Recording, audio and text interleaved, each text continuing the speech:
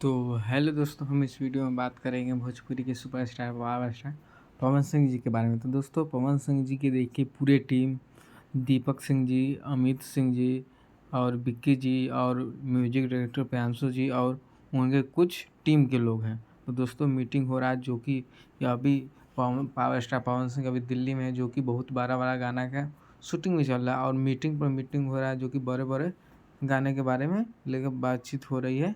और यह गाना बहुत जल्द जल्द आप लोग को मिलेगा, जो कि प्रियांशु सिंह भी कुछ गानों की मेहनत कर रहे हैं और इस बार लग रहा है कि अमित सिंह जी के चैनल से भी आएगा, जो कि चैनल का नाम है शुभ लाभ फिल्म्स, पर भी पवन सिंह का गाना रहने जा रहा है, जो कि मीटिंग हो रही है पावर स्टार पवन सिंह जी की।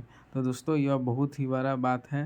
तो दोस्तों, यह मीटिंग देखिए कितना कितना बड़ा गाना आने वाला है। तो दोस्तों, यह गाना बहुत ही जल्द आएगा, जो कि शुभला फिल्म से तो मिलेगा। तो दोस्तों, अभी रिकॉर्डिंग भी हो रही है, जो कि बहुत बड़ा बड़ा गाना आने जा रहा है। तो दोस्तों, जब तक के लिए जय हिंद, जय भोजपुरी, जय भोजपुरी।